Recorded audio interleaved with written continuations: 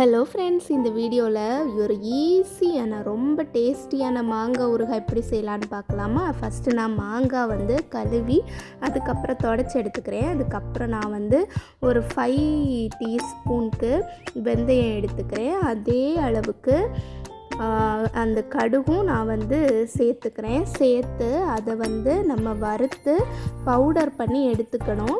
இது நம்ம மாங்காய் ஊறுகாயில் சேர்க்குறதுக்காக இதை தான் நான் ஃபஸ்ட்டு ஸ்டார்ட் பண்ணேன். நான் இது கொஞ்சம் ஆற வச்சதுக்கப்புறம் தானே பவுடர் பண்ண முடியும். ஸோ அதனால்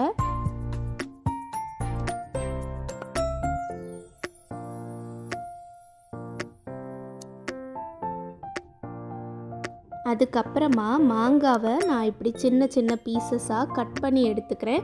உங்களுக்கு பெரிய பீசஸாக வேணும்னா நீங்கள் அதை மாதிரி கட் பண்ணலாம், இல்லது இதை விட குட்டியாக வேணும்னா அப்படியே கட் பண்ணிக்கலாம். அதுக்கப்புறமா நான் அதில் கல் உப்பு சேர்த்து அது கூடவே மிளகாத்தூள் சேர்த்துக்கிறேன். உங்களுக்கு எவ்வளோ காரம் வேணுமோ அவ்வளோ சேர்த்துக்கோங்க. நான் ஒரு 3 டேபிள் ஸ்பூன் தான் மிளகாத்தூள் சேர்த்துக்கிறேன். அதுக்கப்புறமா அது கூடயே காஷ்மீரி சில்லி பவுடரும் சேர்த்துக்கிறேன் கொஞ்சம் கலருக்காக. அதையும் சேர்த்துட்டு அதோட நம்ம ஆல்ரெடி வெந்தயம் கடுகு வறுத்து பொடி பண்ணி வச்சுருக்கோம்ல, அதையும் சேர்த்து மிக்ஸ் பண்ணி விடணும். இந்த உப்பு அதுக்கப்புறம் மிளகாத்தூள் அப்புறம் இந்த பவுடர் எல்லாமே அந்த மாங்காயில் ஃபுல்லாக கோட் ஆகிற மாதிரி நல்லா மிக்ஸ் பண்ணி விடணும். அந்த பாத்திரம் கொஞ்சம் சின்னதாயிருச்சு, அதனால தான் இவ்வளோ கஷ்டப்பட்டு மிக்ஸ் பண்ணிகிட்ருக்கேன், வெளியே விழக்கூடாதுன்னு. கொஞ்சம் பெருசாகவே இருந்தால் நம்ம சீக்கிரமாகவே மிக்ஸ் பண்ணி எடுத்துக்கலாம். நான் இந்த ஒரு பீங்கான் பவுல் தான் இது, ஸோ அதனால தான் அதிலேயே மிக்ஸ் பண்ணிக்கிறேன். அதுக்கப்புறமா ஆயில் எடுத்து அந்த ஆயிலை ஹீட் பண்ணி எடுத்துக்கிறேன். இந்த ஹீட் ஆனதுக்கப்புறமே இதிலையே மஞ்சள் தூளும் அதுக்கப்புறம் நம்ம காயப்பொடியும் சேர்த்துக்கலாம். ஆனால் சம்டைம்ஸ் அது ஓவர் ஹீட்டில் கரிஞ்சிரும். ஸோ அதை தடுக்கிறதுக்காக நான் ஸ்ட்ரைட்டாக இந்த மாங்காயில் மசாலா மிக்ஸ் பண்ணி வச்சுருக்கோம்ல, அதுலேயே ஸ்ட்ரைட்டாக மஞ்சத்தூளும் காயப்பொடியும் சேர்த்துட்டு அது மேலே நம்ம ஹீட் பண்ணி வச்சுருக்க ஆயிலையும் சேர்த்து நான் நல்லா மிக்ஸ் பண்ணி விடுறேன்.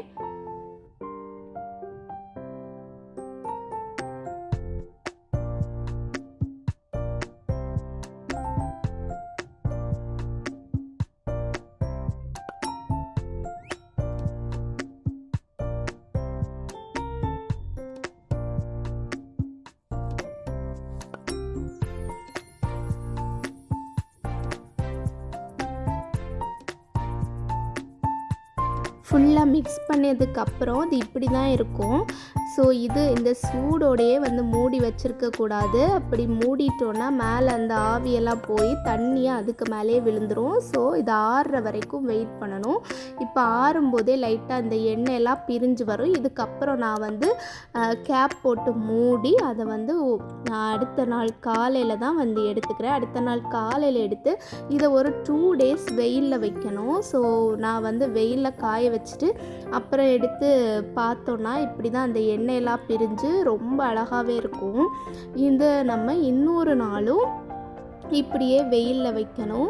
ஃபுல்லாக வெயிலில் வச்சு எடுத்ததுக்கப்புறமா செகண்ட் டே எனக்கு இப்படி தான் இருந்தது. அதுக்கப்புறம் நம்ம ஒரு 1 week அப்படியே ஊற வச்சுக்கலாம். அதுக்கப்புறமா ஃபைனலாக நம்மளோட பிக்கிள் ரெடி ஆயிடுச்சு. பாருங்கள் எவ்வளோ சூப்பராக இருக்குன்னு.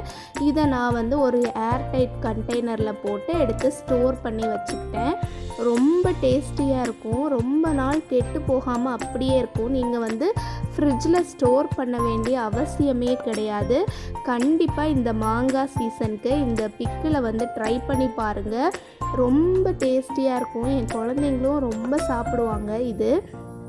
இப்போ நான் இந்த வீடியோ போடும்போதே நான் இந்த ஊறுகாயில் கொஞ்சம்தான் மீதி இருக்குது. நான் அவ்வளோ சீக்கிரமாக காலி ஆயிடுச்சு. கண்டிப்பாக இந்த ரெசிப்பியை மறக்காமல் ட்ரை பண்ணி பாருங்கள். உங்களுக்கு கண்டிப்பாக பிடிக்கும்.